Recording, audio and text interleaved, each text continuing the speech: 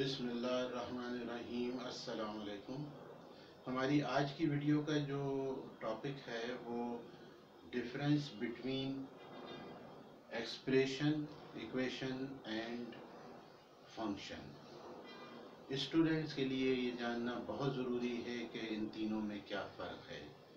और जो मैंने पीछे आपको फैक्टराइजेशन की एक एग्ज़ाम्पल कराई थी उसमें यही था मसला कि दिया जा रहा है एक्सप्रेशन और वो उसमें अपनी तरफ से इक्वेशन का साइन और ज़ीरो लगाकर जो है वो उसमें वेरिएबल की वैल्यू मालूम कर रहे हैं, उसको सॉल्व कर रहे हैं।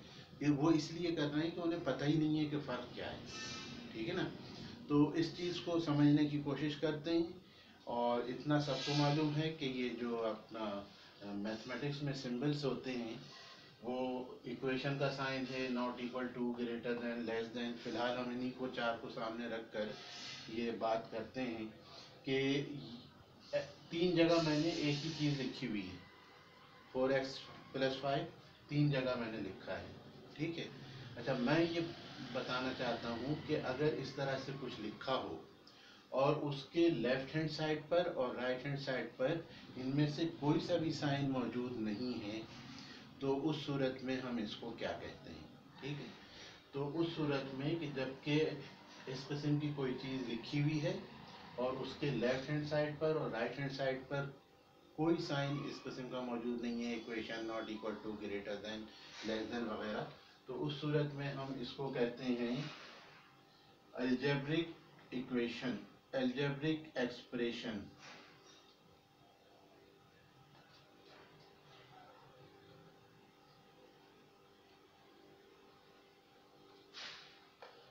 ठीक है। ये है अलजेब्रिक एक्सप्रेशन।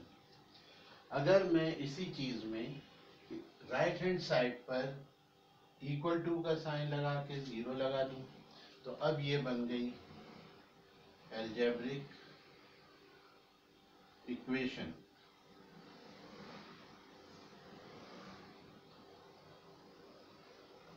ठीक।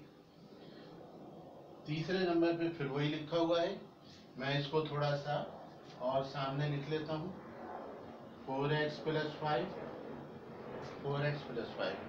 और मैं अब के इसके लेफ्ट हैंड साइड पर इक्वल टू का साइन लगाता हूँ और यहाँ लिखता हूँ fx। इसका मतलब होता है फंक्शन ऑफ x। जब फंक्शन ऑफ x लिखा होगा तो यहाँ पर जो एक्सप्रेशन दिया होगा उसमें x मौजूद होगा। ये मैं बाद में आगे काफ़ी डिटेल में डिस्कस करूँगा कि फंक्शन क्या होता है और किस तरह लिखा जाता है। ठीक है। तो ये बना आपका अलजेब्रिक फंक्शन। ठीक है, ये हो गया। तो एक चीज़ तो आज हमने ये डिस्कस कर ली है। दूसरी बात जो मैं अब आगे बढ़ाऊंगा इसको,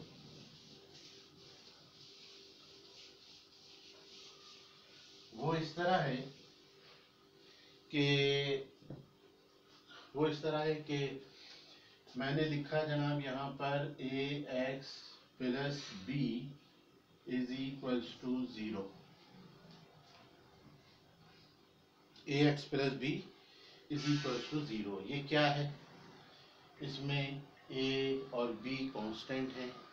a जो है वो x का वेरिएबल का कोफिशिएंट है। ठीक है। और इसके दरमियान एडिशन का साइन है, यहाँ इक्वल टू, ये ज़ीरो, ये सब कुछ मिलाकर बन जाती है एक लीनियर इक्वेशन। इसको लीनियर क्यों कहते हैं? वो इसलिए कहते हैं कि जहाँ वेरिएबल की पावर 1 हो तो उस इक्वेशन का नाम लीनियर इक्वेशन होता है या इक्वेशन ऑफ फर्स्ट डिग्री। ठीक है। तो ये है आपकी लीनियर इक्वेशन और इक्वेशन ऑफ फर्स्ट डिग्री,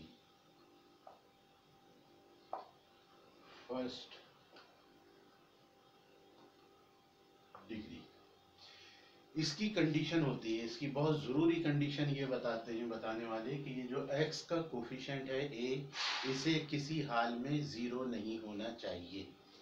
तो a not equal to zero. अगर ये ज़ीरो हो गया तो ये टर्म ख़त्म हो जाएगी, ये ख़त्म हो जाएगी, वेरिएबल भी ख़त्म हो जाएगा, सिर्फ एक कांस्टेंट नंबर रहेगा। और कांस्टेंट नंबर कोई भी हो सकता है। अगर ये 100 है तो लिखा जाएगा इक्वल टू ज़ीरो, तो वो एक मीनिंगलेस बात हो जाती है। 100 is 100, zero is zero, 100 is not equal to zero. दूसरी इक्वेशन जो हम डिस्कस कर रहे हैं वो है ax² plus bx plus c is equal to zero, जिसे सारा ज़माना जानता है और इसका नाम भी बहुत अच्छी तरह याद भी रहता है स्टूडेंट्स को, और वो है जनाब quadratic equation, equation of second degree. ठीक है, क्वाड्रेटिक क्यों कहलाती है? इसलिए कि वेरिएबल की पावर 2 है। जहाँ वेरिएबल की पावर 2 हो वो इक्वेशन आपकी क्वाड्रेटिक इक्वेशन है।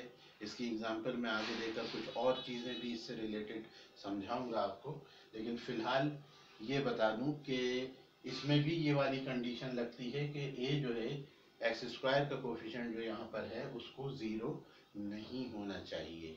ठीक है, याद रखिएगा, इसका नाम है क्वाड्रेटिक इक्वेशन।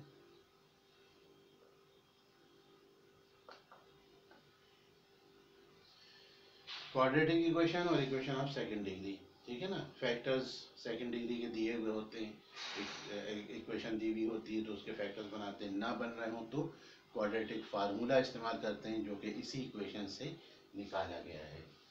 तीसरी चीज़ जो हम लिखेंगे वो है जनाब ax³ plus bx plus bx² plus cx plus d is equal to zero. सब जानते हैं, नहीं जानते हैं तो जान लें। जहाँ वेरिएबल की पावर 3 लिखी हो इसका मतलब होता है कि x³ है, और x³ का मतलब होगा कि ये क्यूबिक इक्वेशन है। ठीक है, ये है जनाब क्यूबिक इक्वेशन और इक्वेशन ऑफ थर्ड डिग्री। और इसमें भी कंडीशन ये वाली ही लगती है कि a जो है वो x³ का कोफिशिएंट ज़ीरो नहीं होना चाहिए। अच्छा, उसके बाद क्वाड्रेटिक इक्वेशंस हैं और फिर बहुत सारी, जैसे जैसे नंबर ऑफ वेरिएबल्स और पावर्स बढ़ती जाती हैं वैसे वैसे जो है ये अपना फिर पॉलिनोमियल फंक्शन कहते हैं उसको, फिर या इक्वेशन बहुत सारी चीज़ों से मिलकर बन सकती है। ठीक है, तो उनके भी अपने नाम भी हैं। अच्छा, ये चीज़ मैंने आपको बताई, और इसके साथ हाँ, जो चीज़ मैंने कहा था कि मैं एग्जाम्पल के तौर पर कुछ चीज़ें बताऊंगा कि जैसे ये लिखी हुई है इक्वेशन, तो इसको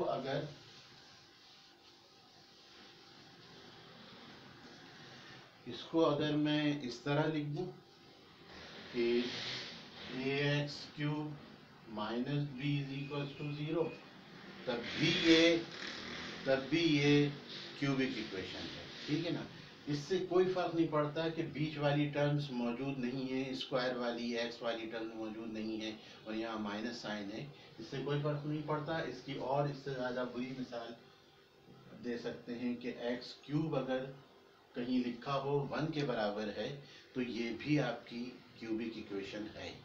ठीक है, इसी तरह अगर कहीं लिखा हुआ है 2x² plus 1 for example is equal to zero, तो ये क्वाड्रेटिक इक्वेशन है। ठीक है, इसमें से x की 2 वैल्यू निकलेंगी, इसमें से 3 वैल्यू निकलेंगी।